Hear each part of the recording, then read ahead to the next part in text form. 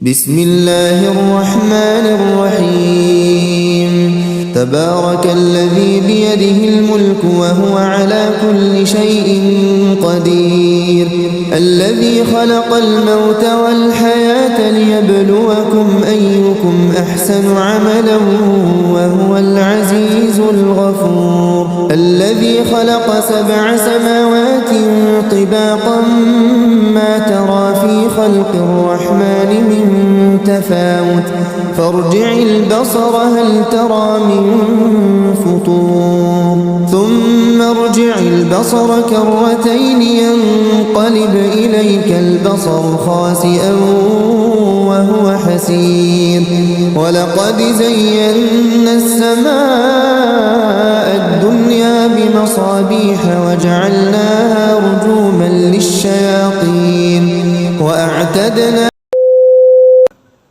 السلام عليكم ورحمة الله وبركاته.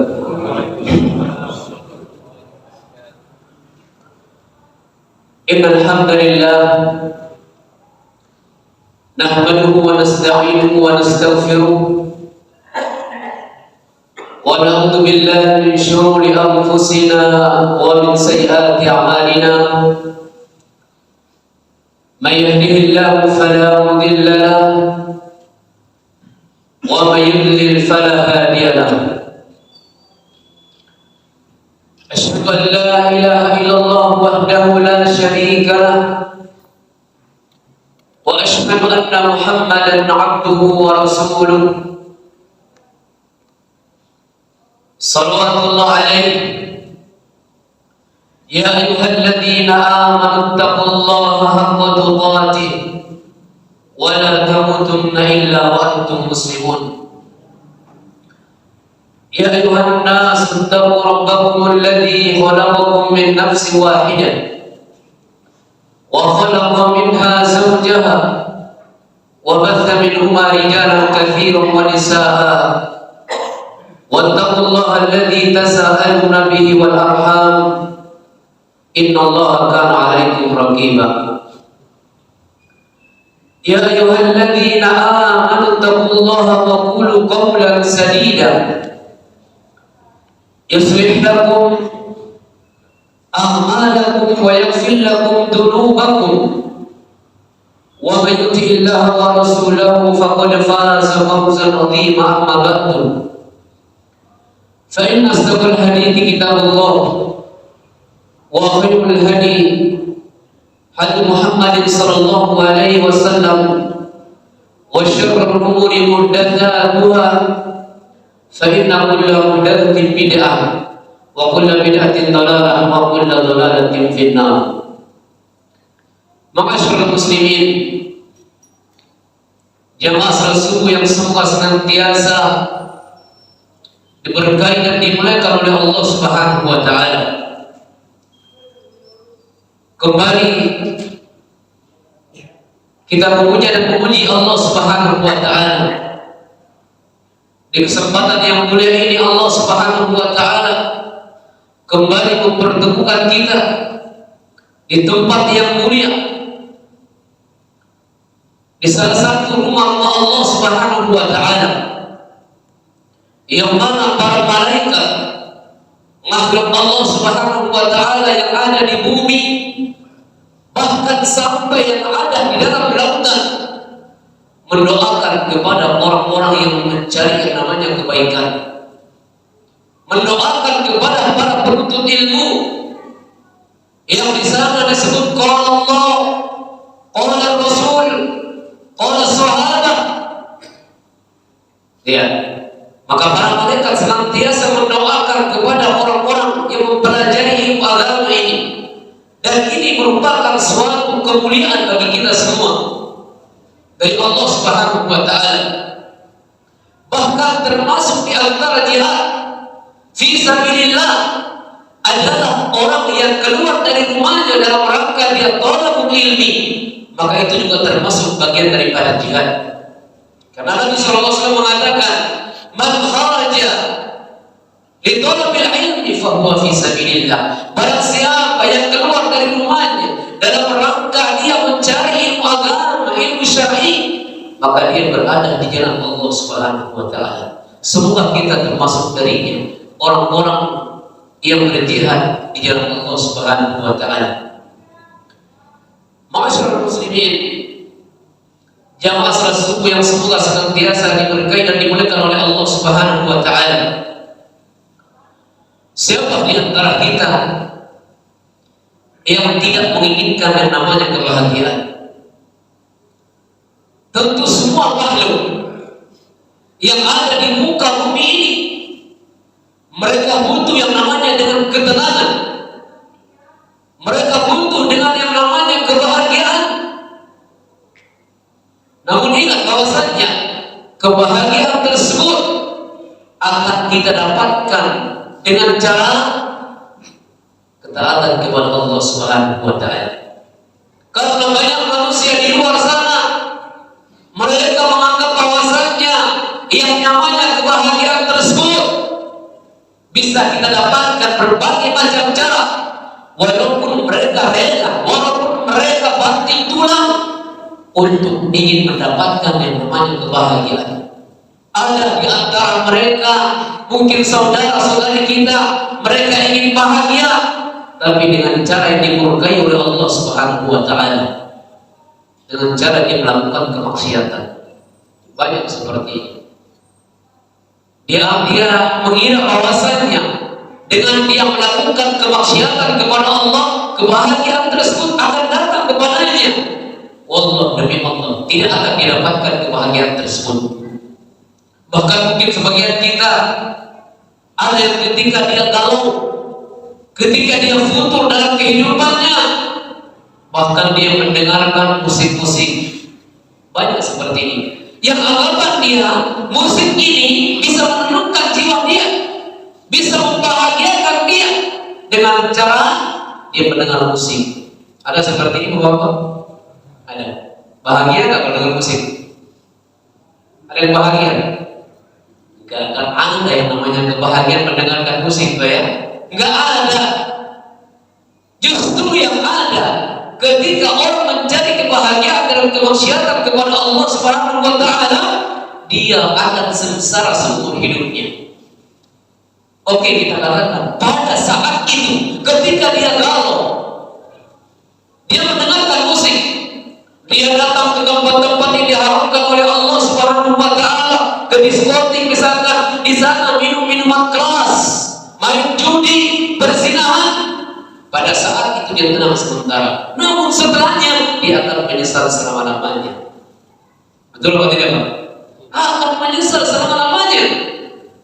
Belum lagi orang-orang yang mendengarkan perkataan yang sia-sia dengan musik, misalkan dengan puasa. Seharusnya Al-Quran yang dia baca, dia dengarkan, tapi dengan musik gak ada manfaatnya, Pak. Kita mendengar musik itu bisa mematikan hati kita, membuat kita lalai, karena Allah yang mengatakan demikian, wa minan nasi may yashtari lahwal hadits liyudilla an sabilillah bighairi ilm. Kata Allah Subhanahu wa taala, ada di antara golongan manusia yang menggunakan perkataan yang sia-sia. Ibnu Mas'ud ketika mentafsirkan ayat ini, lahwul hadits, wallahi lahlal gina, kata beliau. Yang dimaksud lahwul hadits di sini adalah nyanyian. Ya, ini termasuk perbuatan sia-sia, nyanyian ini.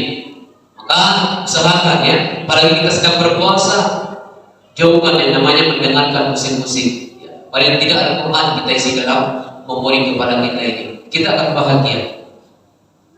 Ya, maka kebahagiaan tersebut tidak akan kita dapatkan dalam kemaksiatan kepada Allah Subhanahu wa taala. Ada juga di antara kita yang mencuri demi untuk bahagia. Banyak buahnya kan, Pak? Mencuri kan? Makan harta riba, berlipat ganda, korupsi, koruptor, semua dilakukan. Itu tujuannya apa? Untuk bisa bahagia. Ada yang membunuh seseorang demi untuk dia bahagia. Tapi ini semua cara yang dimurkai oleh Allah Subhanahu wa taala, tidak dibenarkan dalam syariat Islam. Maka sungguh indah ada sebuah nasihat yang disampaikan oleh ulama kita, dan ini adalah nasihat emas yang wajib kita mengamalkan. Beliau adalah Imam Al-Basri, Hasan Al-Basri rahimahullah rahmatan wasi'ah. Beliau mengatakan kepada kita semua, terutama khusus orang-orang yang ingin mencari kebahagiaan dalam kehidupan dia, baik itu bahagia di dunia dan juga kelak di akhirat kelak nanti. Kata beliau Al-Hasan Al-Basri rahimahullah rahmatan wasi'ah, kebahagiaan tersebut, kata beliau, kita akan mendapatkan dalam 3 perkara. Oleh karena itu beliau mengatakan, tafaqqadul halawa fi thalathati asya'in. Carilah kebahagiaan kalian, kata beliau, di dalam 3 permasalahan, di dalam 3 perkara. Yang pertama, kata beliau, fis shalah, cari kebahagiaan itu dalam sholat. Yang kedua, kata beliau, fi qiraatil Quran atau fil Quran, cari kebahagiaan kalian adalah di dalam membaca Al-Quran, kemudian mengamalkan Al-Quran tersebut. Yang ketiga, kata beliau, fil dzikri, yaitu memperbanyakkan berzikir dan istighfar kepada Allah Subhanahu wa taala. Apa kata beliau? Fa in wajadtumuhu famdu wa abshiru. Kalau seandainya kalian mendapatkan, kata beliau, kebahagiaan di dalam 3 perkara ini, maka berjalanlah, kata beliau. Beruntunglah kalian, kabar gembira buat kalian, kata beliau. Fa in lam tajiduhu fa'lam anna al-baba mughlaqun. Namun kalau seandainya kita tidak mendapatkan yang namanya kebahagiaan dari salah satu 3 perkara tersebut, maka ketahuilah, kata beliau, sesungguhnya pintu kebaikan telah ditutup oleh Allah Subhanahu wa taala. Ya. Apa perkara yang pertama tadi, Pak? Ya, dalam sholat kita, Pak. Memang benar, orang yang senantiasa melaksanakan ibadah sholat, terutama ibadah yang fardu, yang wajib, kemudian ditambah lagi dengan ibadah yang sunnah, maka dijamin orang ini pasti akan bahagia kalau dia mengerjakan ibadah sholat itu sesuai dengan petunjuk Nabi Sallallahu Alaihi Wasallam, sesuai dengan sunnah Nabi Sallallahu Alaihi Wasallam, maka kebahagiaan tersebut dia akan mendapatkan. Ya, maka perkara yang pertama ini yang kebanyakan mungkin kita sering melalaikan. Bagaimana kita mendapatkan yang namanya kebahagiaan sedangkan kita meninggalkan ibadah salat, ibadah yang diwajibkan oleh Allah Subhanahu wa taala 17 kali, Pak, sehari semalam. Ya, Allah wajibkan. Maka kalau kita meninggalkan ibadah salat, biar bagaimanapun, Pak, yang namanya kebahagiaan tersebut tidak akan datang kepada kita. Ya, karena ingat, Pak, Islam ini dibangun di atas 5 perkara. Itu termasuk di antara ibadah salat ini yang tidak boleh kita tinggalkan. Ya, seluruh rukun Islam tidak boleh kita tinggalkan, harus kita berusaha mengerjakan semuanya, termasuk ibadah salat ini. Lihat Nabi Sallallahu Alaihi Wasallam. Bagaimana Nabi Sallallahu Alaihi Wasallam di zaman itu, beliau adalah presiden, panglima perang. Berapa istri Nabi, Pak? Berapa istri Nabi? Berapa? Ya, 11. Bayangkan, anaknya berapa? 8 atau 7? Ya, ada yang bilang 10, ada yang bilang 7, 8 ya. Yang mana yang benar? 7 ya. Lihat Nabi, Pak, walaupun sesibuk itu Nabi, pernah nggak meninggalkan ibadah salat walau hanya 1 rakaat? Nggak pernah. Nih kita ini siapa, Pak? Kita ini bukan nabi, bukan presiden, bukan RT, tapi kita tinggalkan sholat setiap hari. Ya, banyak di antara kita seperti itu, Pak, menunaikan ibadah sholat. Ini adalah hak Allah Subhanahu wa taala yang harus kita tunaikan. Sholat ini merupakan tiang agama kita, tidak boleh kita tinggalkan. Maka orang yang menjaga sholatnya, dia punya perjanjian dengan Allah Subhanahu wa taala. Kalau dia menjaga ibadah sholat, Allah pasti akan masukkan ke dalam surganya. Namun kalau tidak, maka Allah akan mengancam dia. Ya, makanya penyesalan orang-orang yang sudah mati, orang-orang yang sudah di dalam kubur itu, sebagian mereka mengatakan ketika Allah bertanya kepada mereka, "Ma salakakum fi saqar?" Apa yang menyebabkan kalian masuk ke dalam neraka saqar? Apa jawaban mereka? Qalu lam nakum minal musallin. Kami dahulu di dunia kata mereka tidak termasuk orang-orang yang mengerjakan ibadah salat. Di penyesalan yang sudah tidak ada manfaat lagi, penyesalan yang tidak berarti lagi, ya. Karena ibadah salat ini bisa mendatangkan kebahagiaan di dunia dan di akhirat. Bahkan kata Nabi SAW, termasuk salah satu amalan yang pertama kali akan dihisab oleh Allah pada hari kiamat. Ini masalah salat kita ini, Pak, bukan yang lain. Inna awwala ma yuhasabu bihi al-'abdu yawmal qiyamah as-salah. Amalan yang pertama kali akan dihisab oleh Allah Subhanahu wa taala ini masalah salat kita, Pak. Fa in salahat salaha sa'iru amali wa in fasadat sa'iru amali. Kalau salat seseorang itu, Pak, benar, Pak, kalau dia jaga, dia perhatikan, dia kerjakan sesuai tepat dengan waktunya, maka amalan yang baik pasti akan ikut baik pula. Itu orang yang menjaga salatnya. Namun ketika dia melalaikan ibadah salat, dia menganggap remeh, maka baru dan bagaimana dengan amal yang lain? Pasti dia akan meremehkan.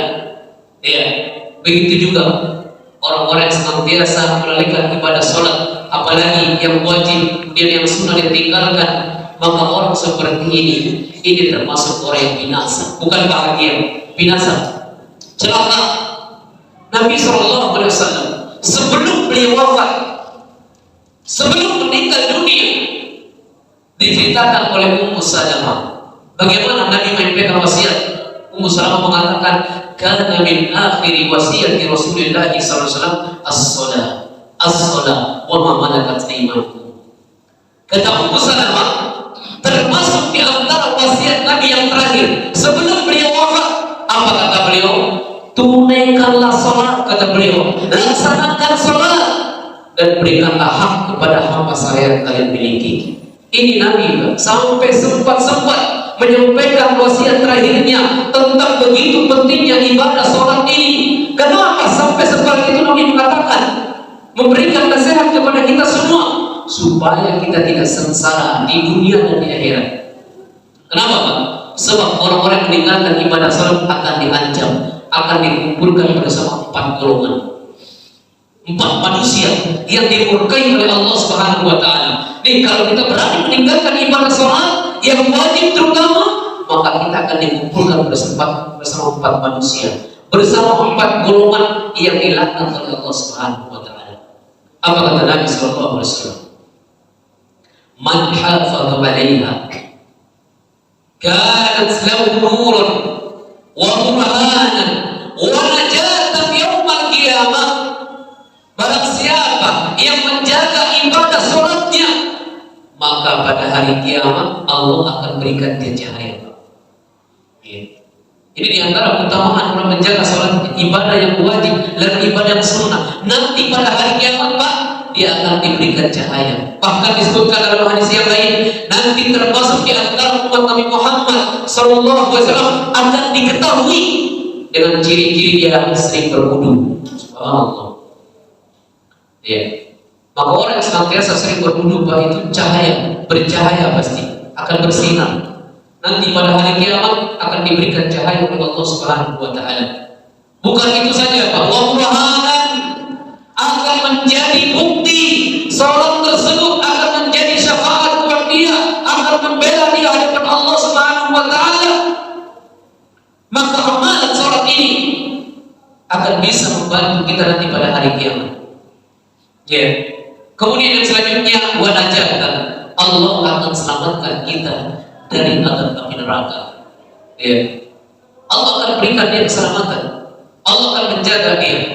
Namun sebaliknya kata Nabi, wa man lam yuhafid 'alaiha lam yakun lahu nurun wa la burhan wa la najat wa kana yaumil qiyamah ma'a qarun ma'a fir'aun ma'a haman ma'a Ubay bin Khalaf. Apa kata Nabi sallallahu alaihi wasallam? Adapun orang yang tidak mau menjaga ibadah salat dia 5 waktu, maka Allah tidak akan memberikan jaminan, Allah tidak akan memberikan cahaya, Allah tidak akan menjadikan salat sebagai bukti nyata untuk membela dia, Allah tidak akan memberikan keselamatan. Bagaimana kondisinya, Pak? Pada hari kiamat akan dikumpulkan bersama korun. Siapa korun, Pak?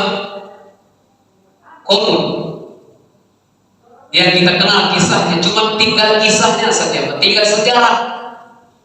Ya, manusia yang angkuh, yang sombong, yang tidak mau sujud kepada Allah Subhanahu wa taala, yang Allah berikan dia harta berlimpah ruah. Hartanya banyak, Pak. Ya, namun tinggal kisahnya. Karena dia sibuk mengurus hartanya, dia mengatakan inna ma'utitu ala ilmin indi. Semua ini, harta ini aku dapatkan dari hasil jerih payahku. Dia melupakan Allah, dia lari dengan hartanya. Apa yang terjadi? Allah tenggelamkan dia bersama harta korunnya. Banyak orang mengatakan sekarang kalau dapat dia gali-gali dapat harta kamu, katanya. Dari mana itu, Pak? Iya, ini korun, Pak. Wa Fir'aun laknatullah, yang memusuhi para nabi, yang dia mengatakan dengan sombong, ana rabbukumul a'la. Fir'aun mengatakan, aku adalah Tuhan kalian yang paling tinggi. Sombong gak seperti ini, Pak? Mengaku diri Tuhan. Ini sombongnya sudah luar biasa, puncak kesombongan. Dia mengatakan, saya adalah Tuhan kalian yang paling tinggi. Allah tenggelamkan dia bersama para tentaranya. Allah laknat dia. Tinggal sejarah yang ada. Kemudian siapa lagi? Haman. Siapa Haman? Menterinya Fir'aun, yang dia sibuk ingin menjilat penguasa, ingin meraih jabatan kedudukan, tapi dia sibuk lupa ibadah kepada Allah. Allah takut pula dia. Tinggal kisahnya. Wa Ubay bin Khalaf, contohnya kaum musyrikin yang sibuk berjualan di pasar, sibuk dengan perdagangannya, dengan kemauan dunianya, lupa sujud kepada Allah, lupa ibadah kepada Allah, maka Allah laknat dia. Ini pelajaran buat kita, Pak, semua. Ini pelajaran buat kita semua. Jadi jangan sampai kita berani meninggalkan yang namanya ibadah sholat. Kita mau bahagia, mau sukses dunia akhirat, jangan pernah kita meninggalkan ibadah sholat. Lihat kisah-kisah orang terdahulu, mereka dibinasakan oleh Allah Subhanahu wa taala dengan sebab mereka angkuh, mereka sombong, tidak mau menghambakan diri kepada Allah Subhanahu wa taala. Bagaimana mendapatkan kebahagiaan seperti itu? Dalam sholat kita ini, Pak, yang sering kita tunaikan setiap waktu, itu ada kebahagiaan kita. Lihat Nabi sallallahu alaihi wasallam mengatakan kepada Bilal, "Qum ya Bilal, arihna bis shalah." Wahai Bilal, istirahatkanlah kami dengan ibadah salat ini, karena di situ ada kebahagiaan. Ya, beda apa ceritanya ya. Dia kalau orang yang senantiasa sering sholat, ibadah sholat, itu hatinya masya Allah. Dia selalu ingat sang pencipta yang selama ini memberikan rezeki kepada dia, yang mengatur kehidupan dia. Itu rasa syukur dia, maka dia sholat. Beda dengan orang-orang yang tidak mau sholat, yang angkuh sombong, maka hatinya akan menjadi keras. Kemudian juga Nabi mengatakan, innama ju'ilat qurratu a'yun fis shalah, dijadikan penyejuk hatiku, berlibur darah hatiku itu dalam ibadah sholat. Jadi, kalau kita ingin bahagia, jangan tinggalkan sholat. Ya, karena ibadah sholat ini adalah ibadah yang paling utama, Pak.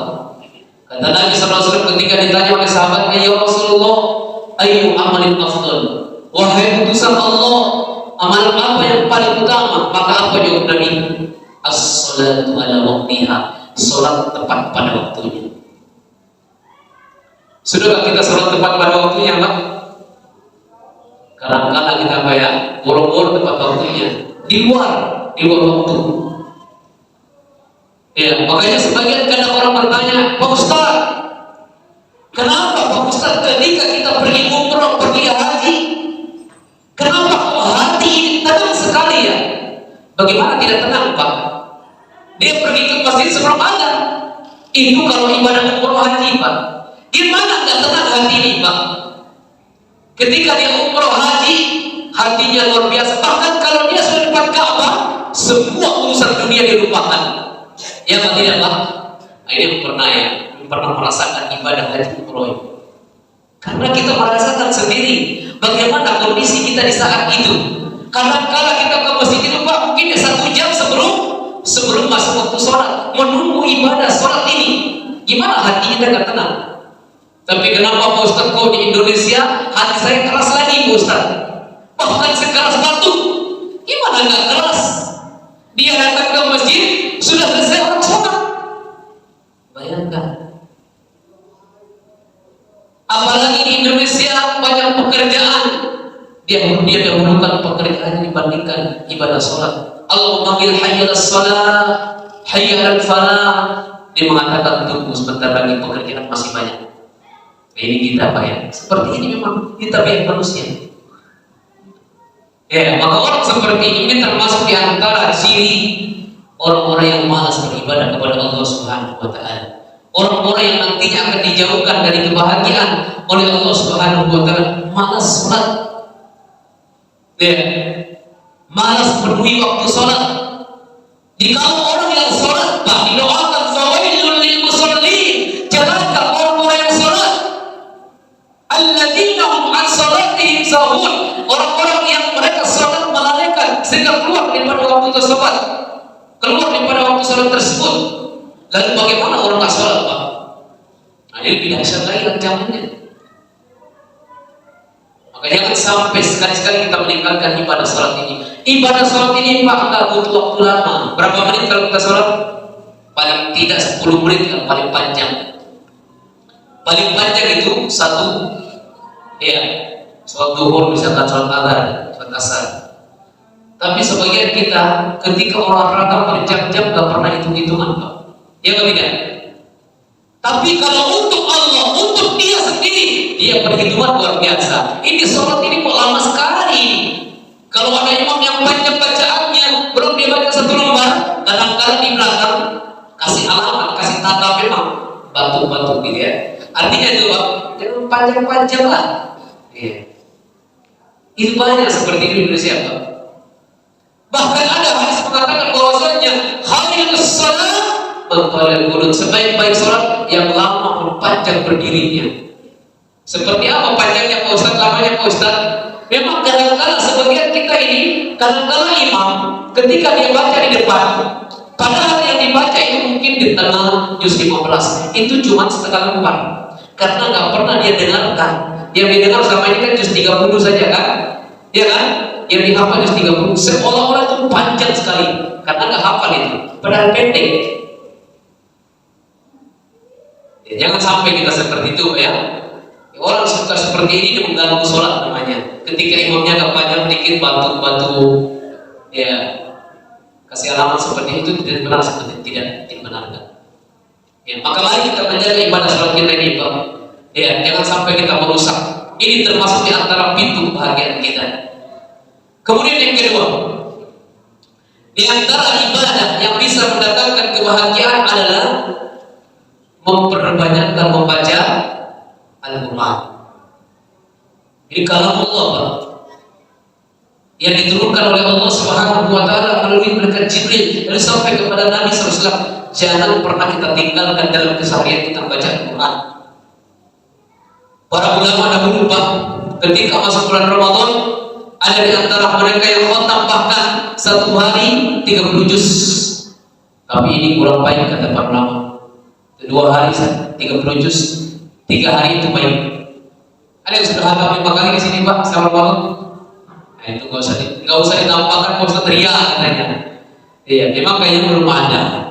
Ya, maka kalau belum, Pak, mari kita memperbanyakkan sama-sama, memperbanyakkan membaca Al-Quran terkhusus di bulan Ramadan ini. Amalan ini, Pak, membaca Al-Quran ini, itu akan menjamin kita bahagia. Ini hati kita akan lembut, hati ini akan tenang. Coba lihat, di antara fitrah manusia, coba lihat bayi, Pak, ketika didengarkan Al-Quran itu, ketika lagi nangis, biasakan dengan Al-Quran, dia akan diam. Karena ada ketenangan di situ. Ada kebahagiaan di situ. Ini sebagian seperti ini. Tapi kadang-kadang baik kalau nangis dikasih HP, setel musik ditinggalkan sekali. Mana seperti itu ya? Al-Quran banyak kita perdengarkan kepada mereka. Kalamullah, dia akan bahagia, sukses dunia, sukses akhirat. Lihat Ibnu Abbas radhiyallahu anhu mengatakan bahwasanya keutamaan Al-Quran ini, kata beliau apa? Dominallahu liman ittaba'a Al-Quran alla yadilla fid dunya wa la yashqa fil akhirah. Thumma tala qawluhu ta'ala faman ittaba'a hudaya fala yadillu wa la yashqa. Ibnu Abbas radhiyallahu anhu apa? Beliau mengatakan Allah akan menjamin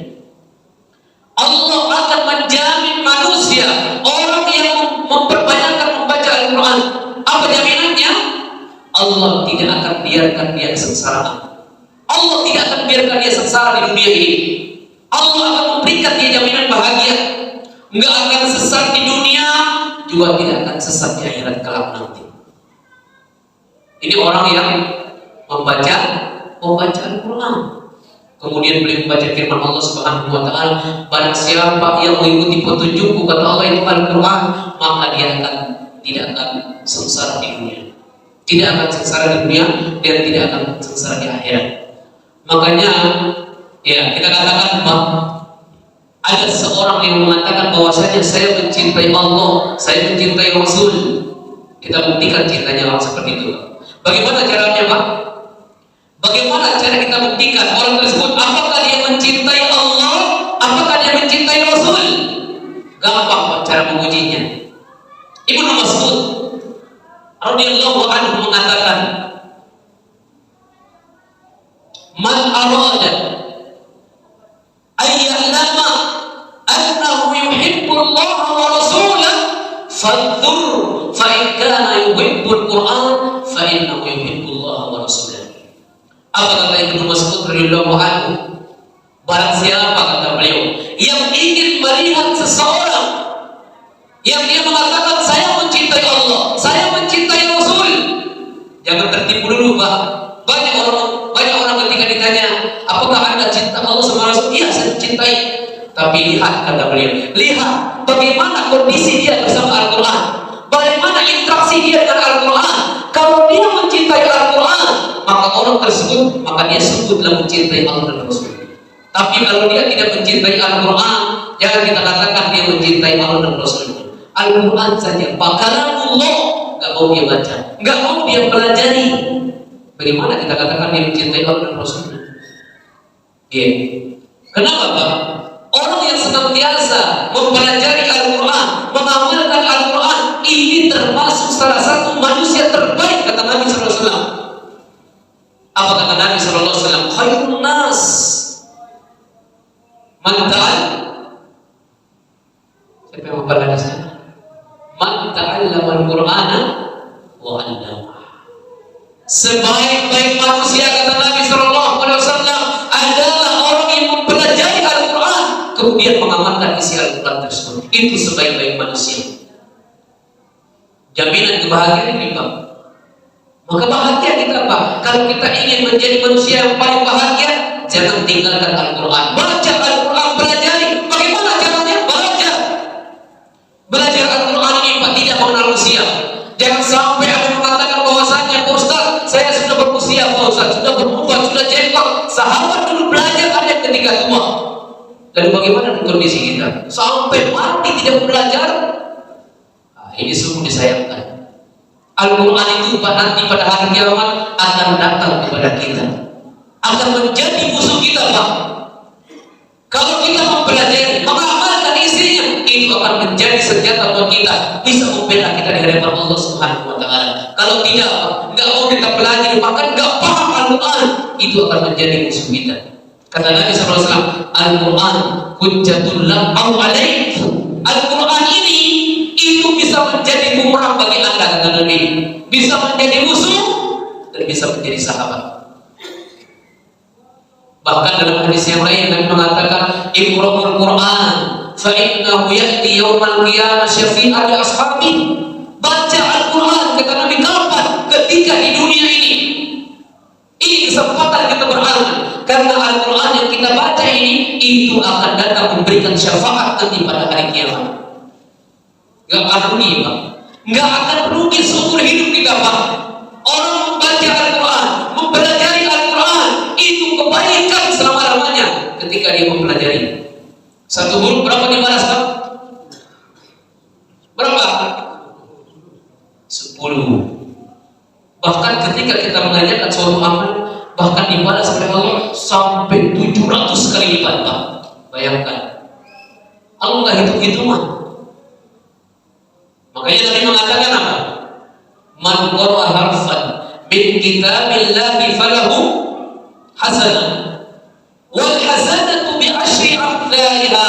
La aqulu alif lam mim harfun, walakin alifun harfun wa lamun harfun wa mimun harfun. Kata Nabi SAW, barang siapa membaca satu huruf dari kitab Allah Al-Quran, maka satu kebaikan. Satu kebaikan dilipat gandakan menjadi berapa? 10 kali lipat. Dan kata Nabi, aku tidak mengatakan alif lam mim satu huruf, enggak. Tapi alif satu huruf, lam satu huruf, mim satu huruf. Sudah berapa kali lipat itu, Pak? 30 kali lipat. Allahu Akbar. Bayangkan Pak, kalau kita baca setiap hari satu lembar. Coba antum, misalnya contoh, antum baca Al-Fatihah berapa huruf itu? 8. Antum berapa huruf? Gak hafal. Itu Al-Fatihah saja, belum masuk surah Al-Baqarah. Bayangkan itu, Pak. Kalau kita baca Al-Quran tersebut, kebaikan demi kebaikan kita akan menabung. Subhanallah. Maka rugi, Pak. Sungguh rugi, Pak, orang tidak mau mempelajari mengajarkan Al-Quran ini. Orang yang sudah mahir membaca Al-Quran, Pak, dia akan bahagia, dikumpulkan bersama para malaikat yang mulia nanti pada hari kiamat. Bahkan orang yang sudah tidak mahir, Pak, orang yang terbata-bata saja, itu dapat berapa kebaikan? 2 kebaikan. Al-mahir bil Quran as-safaratil kiramil barrah, kata Rasul. Walladhi yaqra'ul Quran wa yatadabbar wa huwa 'alaihi syaqqun lahu ajran. Orang yang pandai, yang mahir membaca Al-Quran, sudah mahir, dia hafal, dia amalkan isinya, itu akan dikumpulkan bersama para malaikat yang mulia di Allah Subhanahu wa taala. Lalu bagaimana kondisi orang tidak paham, tapi dia berusaha, dia luangkan waktunya untuk belajar, tetap dapat 2 pahala. Pahala dia usaha dia, lalu pahala dia membaca Al-Quran tersebut. Walaupun terbata-bata, tetap diberikan pahala oleh Allah Subhanahu wa taala. Kita akan bahagia insyaallah. Banyak di antara hadis-hadis Nabi sallallahu alaihi wasallam yang memberitahu kepada kita semua tentang keutamaan orang-orang yang bersama Al-Quran. Bahkan juga termasuk banyak, kita ini termasuk di antara keluarga Allah di muka bumi ini. Kalau kita pandai bisa baca Al-Quran. Nabi mengatakan inna lillahi ahlina minan nas. Qalu ya Rasulullah, man hum? Hum ahlul Quran, ahlullah wa khassatuhu, kata Nabi. Sesungguhnya Allah memiliki keluarga di muka bumi ini. Para sahabat bertanya, siapa mereka wahai Rasulullah? Maka Nabi mengatakan mereka adalah ahlul Quran. Itu adalah keluarga Allah, dan terlebih khusus lagi untuk mereka. Yang lebih menakjubkan lagi, Pak, kalau kita punya anak soleh-solehah, dia hafal Al-Quran, Pak. Dia hafal Al-Quran 30 juz, 20 juz, 10 juz. Lalu anak ini membaca Al-Quran, dia hafal, dia amalkan isinya. Itu keberuntungan buat orang tua nanti pada hari kiamat. Orang tua tersebut karena dia mendidiknya di dunia ini akan diberikan mahkota oleh Allah Subhanahu wa taala pada hari kiamat. Siapa yang tidak mau diberikan mahkota sama anaknya? Semua kita mau, Pak. Maka jangan sia-siakan amanah anak ini, Pak. Anak ini amanah paling besar yang Allah amanahkan kepada kita. Jangan biarkan dia begitu saja, Pak. Urus, Pak. Didik dia, Pak, supaya bisa baca kitab Allah Al-Quran Karim. Supaya kita juga nanti akan menjadi manusia yang paling bahagia di sisi Allah Subhanahu wa taala. Apa kata Nabi sallallahu alaihi wasallam? Man qara'a al-Quran thumma 'amila bima fi al-basar walidayhi tajjat yaumal qiyamah dawuhu ahsan min dawi syams. Kata Nabi sallallahu alaihi wasallam, barang siapa yang membaca Al-Quran ini kepada sang anak, lalu diamalkan isi Al-Quran tersebut, maka nanti pada hari kiamat anak tersebut akan memberikan mahkota kepada orang tuanya. Yang mahkota itu kata Nabi itu lebih bersinar, lebih indah dibandingkan cahaya matahari. Subhanallah. Luar biasa yang kita dapatkan. Luar biasa yang kita dapatkan. Yang tentunya banyak di antara hadis Nabi yang menjelaskan tentang perkara demikian. Untuk menyingkat waktu yang terakhir Pak ya. Masih semangat ya? Masih. Karena banyak sekali sejarah hadis Nabi yang menjelaskan tentang keutamaan kita baca Al-Quran ini Pak. Ya, bahkan termasuk kata Nabi, barang siapa yang berpegang dengan Al-Quran, dia akan tidak sesat selama-lamanya. Nggak akan sesat selama-lamanya. Di dunia, di akhirat. Apa kata Nabi SAW?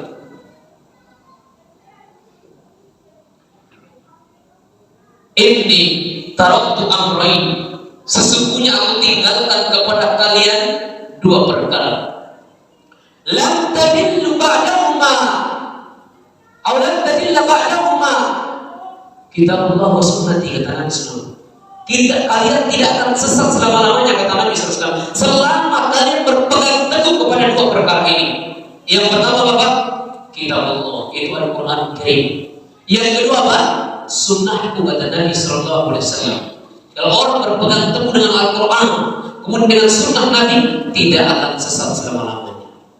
Maka mari kita kembali kepada Al-Quran, memperbanyakkan membaca Al-Quran, karena Al-Quran itu ya sudah pasti itu adalah petunjuk kita. Maka kita jadikan Al-Quran sebagai tameng kehidupan kita ini. Ya, Al-Quran tersebut ya itu bisa menjadi penyembuh hati-hati yang sakit, hati-hati yang keras. Ya, makanya Allah mengatakan termasuk di antara salah satu ciri-ciri orang beriman kepada Allah, apa cirinya Pak? Wa idza quri'al Qur'an, apa yang Ustaz? Siapa yang membacakannya? Di antara salah satu ciri orang-orang beriman, ketika dibacakan Al-Quran, bagaimana kondisi mereka? Hati mereka ini bergetar, Pak. Tapi ada yang juga dibaca Al-Quran tak tersentuh-sentuh, Pak. Banyak seperti itu ya. Makanya Masya Allah, ketika ada imam ketika baca Al-Quran, hatinya dia nangis terisak-isak, berarti dia paham, Pak. Itu di antara keimanan yang Allah berikan karunia. Kadang-kadang jamaahnya dia ikut nangis juga, walaupun dia ikut-ikut tidak mengapa ya, karena imam lagi nangis, ikut-ikutan. Ini termasuk salah satu ya orang yang menangis karena Allah Subhanahu wa Ta'ala takut dosa-dosanya, apalagi dia baca Al-Quran. Ini air mata sepertinya mengalir takut kepada Allah, itu tidak akan tersentuh dengan neraka pada dikir.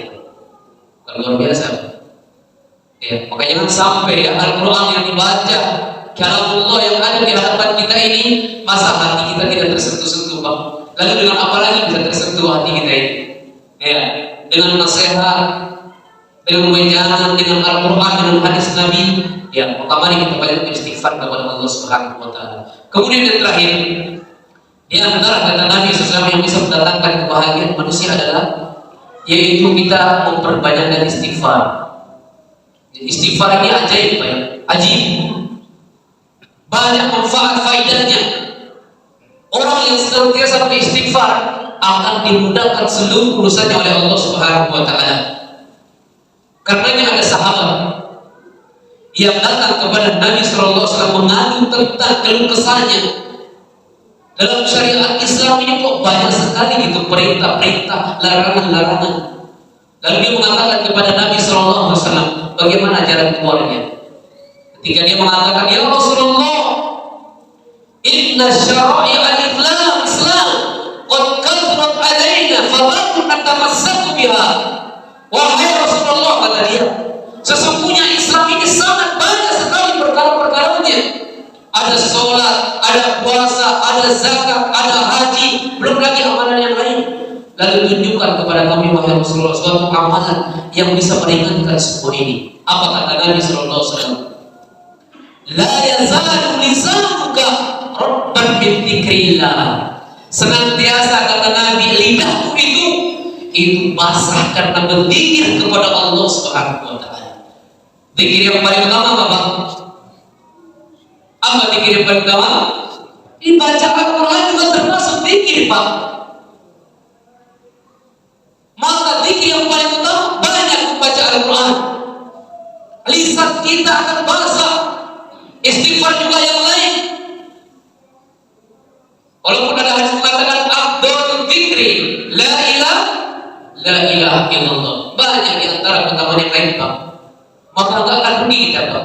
Bahkan nanti pada hari kiamat termasuk orang-orang yang beruntung kata Nabi sallallahu alaihi wasallam, termasuk di antaranya adalah siapa yang banyak dia mendapatkan buku catatan zikirnya, istighfarnya dalam catatan tersebut.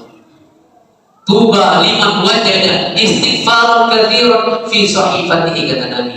Sungguh beruntung kata Nabi orang yang mendapatkan di dalam buku catatannya itu banyak istighfar kepada Allah Subhanahu wa taala, akan beruntung orang tersebut. Makanya kita malas istighfar. Kapanpun, di mana pun, saat apapun kondisinya, istighfar, kecuali tempat-tempat yang tidak diperbolehkan oleh syariat. Karena istighfar ini, berzikir ini kan ada yang muqayyad, ada yang mutlak, ada yang khusus, ada yang umum. Kayak umum bebas di mana-mana, Pak. Kita dianjurkan. Bahkan ada zikir yang diajarkan oleh Nabi SAW, yang mana zikir ini mungkin kita semua menghafalnya.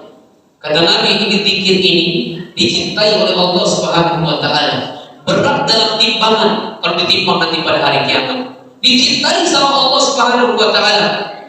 Apa zikir itu, Pak? Nah, kalimatani khafifatani 'alal lisani, thaqilatani fil mizani. Kata Nabi sallallahu alaihi wasallam, ada dua kalimat yang ringan sekali untuk kita ucapkan,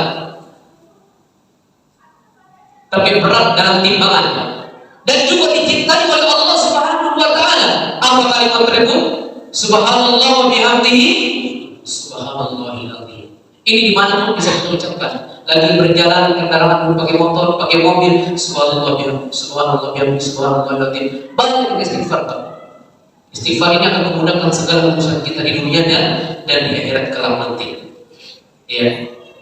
Mungkin saya kira yang itu meninggal waktu cukup sampai sini, Pak, ya. Karena mungkin ada tanya jawab tadi ya. Kita jawab. Adapun yang kita bisa kita jawab nanti kita jawab. Kalau tidak, ya kita serahkan kepada ahlinya nanti. Wallahu a'lam. Semoga bermanfaat. Semoga Allah Subhanahu wa taala memberikan kita ilmu yang bermanfaat. Terus senantiasa kita minta yang bermanfaat, Pak. Ya. Di mana doanya minta yang bermanfaat? Terima doanya. Nabi ajarkan kepada kita semua doa meminta ilmu yang bermanfaat. Karena juga ada ilmu yang tidak bermanfaat, maka Nabi berlindung. Nabi meminta ilmu bermanfaat. Apa doanya?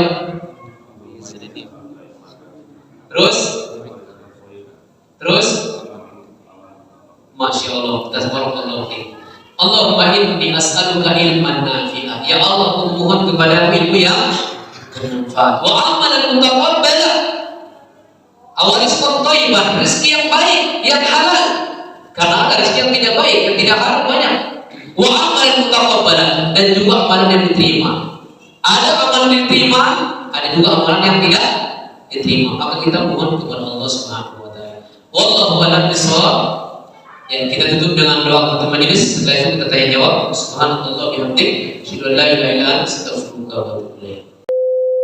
بسم الله الرحمن الرحيم إذا جاء نصر الله والفتح ورأيت الناس يدخلون في دين الله أفواجا فسبح بحمد ربك واستغفره إنه كان توابا.